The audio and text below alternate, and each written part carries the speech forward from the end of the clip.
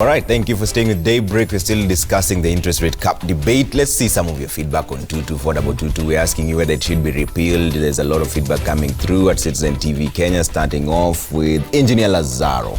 He says, of course, yes, interest rate shouldn't be left to the hands of the money-minded cartels who don't care about the plight of a common man. All right, that's I'm not sure the Engineer Lazaro is referring to the banks there. Yeah, Albert be more specific. He says the effects have been totally opposite. The banks have turned away from the private sector and now they're lending to the government. Which brings about the question, if the interest rate cap is removed, will the banks turn back to the common mwananchi? That's something we'll talk about. Francis Kigondo says contracts are the way to go. This is a topic we were talking about earlier. It's a trend around the world, increases productivity and competition, saves costs, avoids persons turning their dockets into small kingdoms. If you continually perform, then your contract can be renewed. This is about public service contracts. Yeah, let's see another one here. The caps should be repealed. They have only helped the rich, huge companies who can provide collateral and push the poor SMEs to online lenders and Shylocks, who are very destructive. MPs should stop being shallow-minded. Okay. Right. You don't give us your name there. Okay, let's take a look at the next one. Remember, the hashtag is Daybreak. Oh, we're going to SMSs now. 22422 is the SMS line. Nashon Okoa, I support the repeal of interest rate cap. It has had a negative effect on the construction sector. Banks have been reluctant to lend, especially to SME contractors and developers, coupled with government's high appetite for local borrowing. It's been a nightmare. My goodness. Interesting. Okay. Mary says interest rate capping should remain in force because if the law is changed, banks once again start exploiting the poor Kenyans. If interest rates capping is removed, only the government, billionaires and millionaires will be able to access loans. All right, I think we have a couple more. Alex Kitua says, my contribution to the proposal that new entrants in the civil service be on contract for 3 years is a good idea. But before implementing, remove ghost workers on the payroll, kick out all those who have reached 60 years. Wow, kick out, that's a strong term. And above and are still employed by the government. All right. Isaac from Makweni says, my suggestion about the interest rates is that it should remain the way it is now. Because by reviewing it upwards will finish us completely. Banks will make huge profits at our expense. There's this false narrative going around that SMEs are unable to get loans. In fact, we are getting loans at a cheaper rate, which we are able to pay comfortably. Okay. All right. So it's not all doom and gloom. All right, one more. Okay, you don't give us your name, but say in the first place, laws pertaining economy should be strict and workable. Kenya can become one of the best economy countries because we have resources at stake, but misuse by our leaders, lack of understanding and decision-making is a problem. We need focus as a country, period. All right.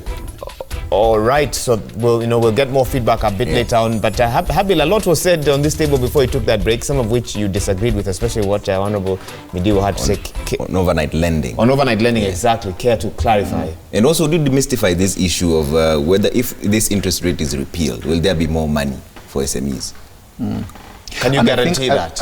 And I think maybe that's where we should focus because of the fact that when the law was passed, there were specific concerns, and I can see from the feedback that you're getting from the survey that you have just done, those concerns are still there, in the sense that there is a fear that, for example, if the caps are removed, will the rates go back to the high rates that were mentioned? Okay, the figures that were mentioned, I don't quite agree with them, but we are agreeing the fact that actually they were high. That's why there was a concern, and that's why the law was passed to bring them down. Now, as a banking sector that was affected by this law, we have really had a lot of work going on to ensure that we are addressing those concerns, because we have got also to give something to the Waheshimiwas to show them that really this law is not working, but we've got a framework that can address your concerns, because if we don't address their concerns, they will not be willing to remove the cap. And so what has happened? You must have seen some 3 months ago or something, there was a banking sector charter that was given out by the central bank. And the sector charter specifies some specific requirements from the banking sector. So banks are supposed to put in place a framework that ensures that credit will be flowing to the SMEs. So you put in place a specific framework, you commit yourself to it, and you agree with the central bank on the specific steps and the milestones will be put in place to ensure that credit is flowing to the SMEs. So, for example, currently, if a bank has got, say, 10%, exposure to the SMEs, and you put in place that you're going to commit yourself to have the exposure to SMEs increased from 10% to say 30% for argument's sake in 3 years' time by 2022. Now, so you'll have a specific framework whereby at the end of year 1, you'll have moved it from 10%, say, to a given percentage. By end of year 2, you'd have pushed it to a given percentage. By end of year 3, you'll have hit your target of 20%. Now, what Central Bank will be doing is that they'll be reviewing with you those milestones. If, say, at the end of year 1, you're committed to 15% and you're at 14, you have to put in place, you have to demonstrate why you are falling short and what measures that you are putting in place to ensure that you catch up with your target. There's also a need for banks to put in place a risk-based pricing mechanism in their lending processes so that the consumer can see, based on what Mheshimiwa was saying, the fact that if I'm of a higher risk, I know why I've got a higher risk and what I'm being charged for that, and what I can put in place to reduce my risk so that my price can also consequently come down. So there is a lot of transparency in the pricing. Now, and I think this is a framework that Central Bank has deliberately put in place to ensure that banks are moving towards addressing the concern that, Mheshimiwa said, in terms of credit flowing to the SMEs. Now, of course, there are other things like, for example, the fact that consumers, and especially the SMEs, tend to have inability to provide collateral. Because where they are, they don't have the necessary securities put in place, and a framework has been put in place. 2, 1, there is what you call the law that was passed, which is the Movable Properties Securities Act, which creates a register, and now consumers can use alternative collateral other than the land and building that you're used to. So you don't have to give an LR number. You can now give, for example, your furniture and fixtures that you have in the office. You can use your equipment, the computers, and all that. For farmers, for example, you can actually now use agricultural assets. You can use your crop as collateral. For the SMEs, the intellectual, the entrepreneurs who have got some intellectual properties, you can actually now use your intellectual property rights as collateral. You register it, and you can use it as collateral to lend to borrow from the banking sector. And banks are really absorbing this. So they are really getting onto it, where they are now using the register for purpose of lending. And you've seen the portfolio increasing because of that. You're painting a picture of banks that seem very eager. So, there's a lot that is happening to address the concerns that Mheshimiwa had raised. And so we are trying to address them one by one. For example, the other day, Central Bank was launching a product, Stawi, at Gikomba, with 5 banks behind it. Those 5 banks were mainly for the pilot of this. This pilot was meant to last for a month. But at the end of the day, all banks will actually get onto that product. So the consumer gets onto this app. Based on the performance, you have got a limit that will be moving. The pricing on the facility is at 9%, which is quite within what Mheshimiwa has been talking about in terms of the loans are expensive. But now we are trying to bring the loan within a framework that addresses the concern of the cost. So 9% I think is very fairly competitive, compared to also, by the way, what you have been talking about in terms of what's available in the market. Those lending products in the market, 1, they're not transparent. You're told 10%, but 10% could be for a week. These are the online lending products. Yes. All right. So there's quite a bit of transparency there. So I think the point I'm trying to put across is the fact that a number of measures have been put in place to ensure that the SMEs who are most affected are able to access credit that's affordable.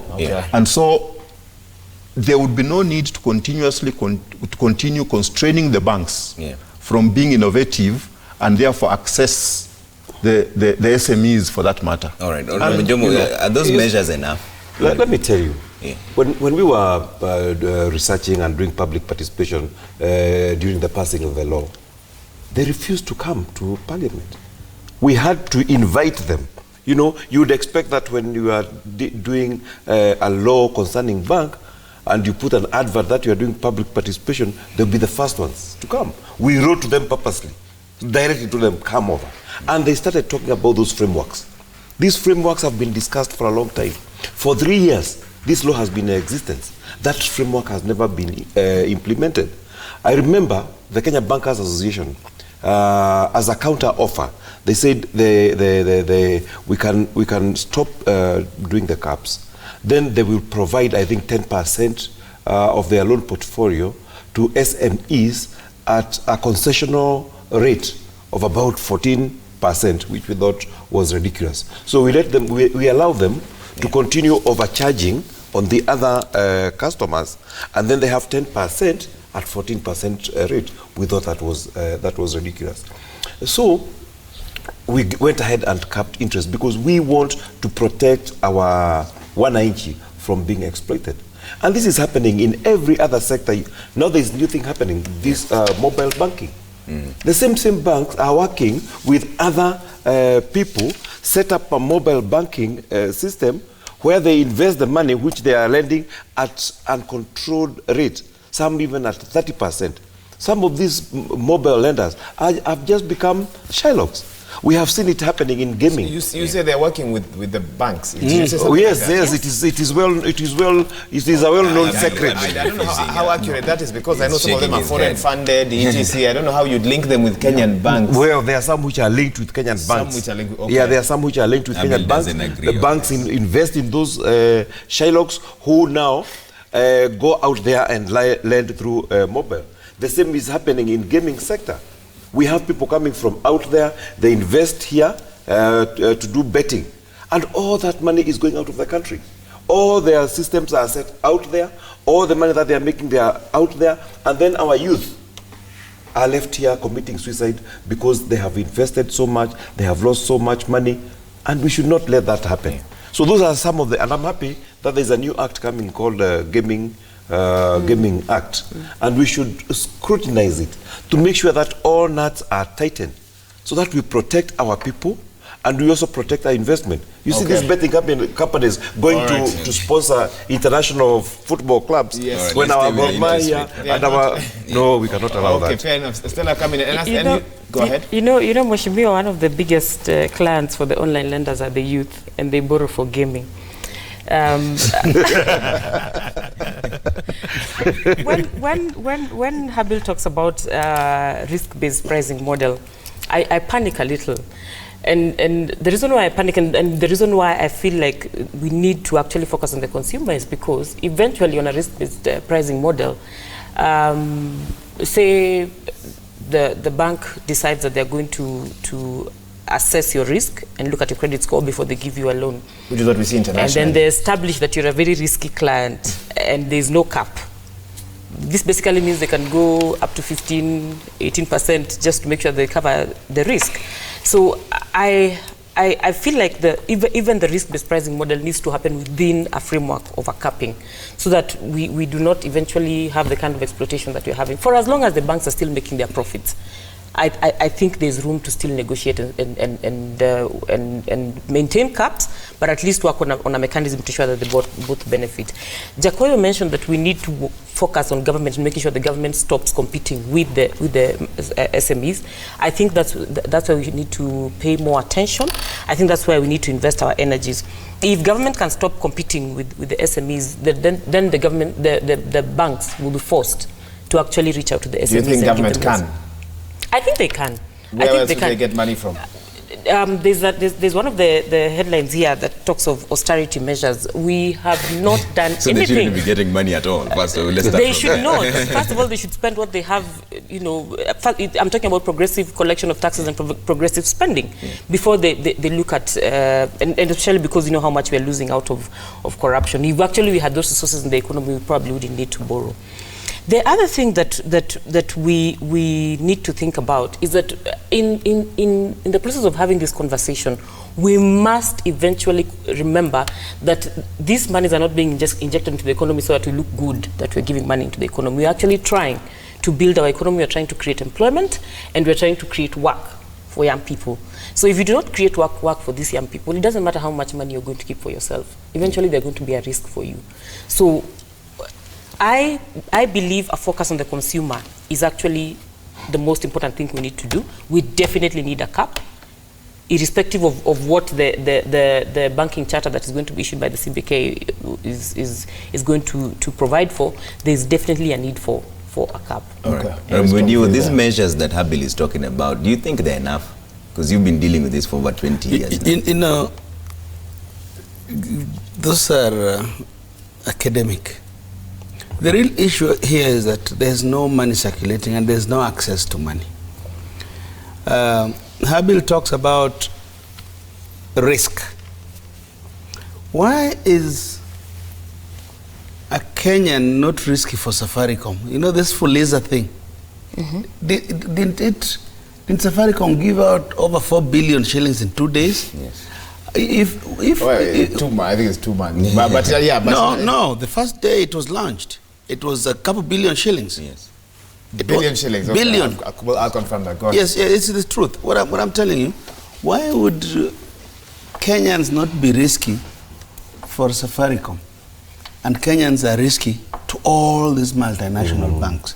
So something is amiss. This issue of risk, you know, the bank must do risk assessment. That is true. But please don't stop criminalizing us. When people operate from a position of fear, then they can't even be good customers too. I think this is a place where we can all come up with a good product for our country because the country needs it. But I can tell you, if the banks don't change their tactics and say it was good while it lasted, so that we can figure out this financial sector. I think I have been in many countries, or too many countries. They don't have what we have here. This is a vibrant economy, just mismanaged. And I agree with Stella that we must put a lot of focus on government. For example, I said a few years ago, when the Jubilee government said they needed 3 billion shillings to pay the farmers in Mumias, I said, take the money and give it to Equity Bank. Let everybody go with their records and let them be paid by Equity. Don't take money out there without a system of accountability. The banks will always give you proper accountability. It's not that we want to disrespect the bank and say they need to pack up and leave. But having regulated them, our next level of regulation should be the thinking of Treasury. Giving people, dishing money on the streets is not a good thing. And the government, it is the duty of the government, not the banks, to encourage us to save. The government must tell people, you know, if you earn 1,000 bob, please save 200 shillings. That 200 shillings is the one the banks use to lend to Mwaura to do something good. Banks don't have money. This attitude that the banks must have all the money. There is nowhere on earth that banks own money. Banks manage economies. You said something interesting. You said the glory days for banks are over. Are very over. You know that the nature of a human being is that they want to recreate those glory days. You know how many former MPs are always going back to try and return back to their seats. If you are in the seat right now of a bank CEO, how do you find that balance between ensuring profits remain? Because that's how they stay in business, but factoring in all the other needs that you three panelists have brought. Where is that balance? My thinking, Mwaura, is that don't make profits without a human face. The problem, human greed, is not the norm. The norm is always going the extra mile to make sure, because if I am dying because I can't pay a loan, tomorrow you don't have a customer. You know, people, even this issue of taxation, like I saw you guys criticizing the budget. When the government keeps taxing people, tax payment should not be acrimonious.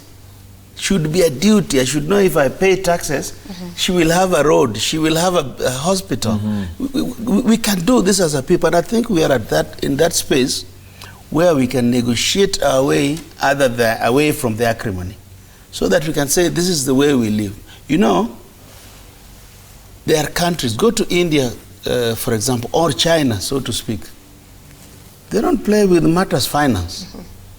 You can't. In China, you can't even walk in with money. You can't. They control how much money is in the economy.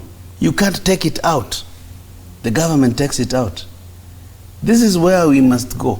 You know, but we cannot live in a lawless society. We are too many nations trying to live together. We must regulate ourselves. Right. But there's hope. Very briefly, yeah. There's some hope. Yeah. You know, from time when I knew banks, I know banks used to close their doors at 1 for a long time. You know, they only used to work half a day. Yeah. Then you have to organize yourself so that you do banking before the program. Yeah. Now they have improved. Some are closing at 3, and today even at 7 you can still do banking. So there have been some changes in the banking sector. Some don't close at all. Yeah. Which one is that? The ATMs. So you can be able to. Things are changing. Okay. You know, in banking halls, we used to queue standing up. You know. Today there's some Now you hope. can sit. At least they have put some seats. Okay. They have put some Or electronic some type tea of. for 3,000 shillings. So if those semantics are changing, we believe even in the financial side, they are also going to Reforms. change their heart. They are going to value their customers more and be more friendly, All right. and stop thinking that these are risky guys who are coming to their institutions. Okay. When we eventually get there, we are going to do a friendly business All right. with our banks in a very competitive Okay, way. we'll come back to Habil and I'll ask him before the interest rate capping, there was a flow of money in the financial sector. Were the people not risky then? Are they more risky now? But we'll find out that when we come back from the break, and also read some of your feedback when we come back.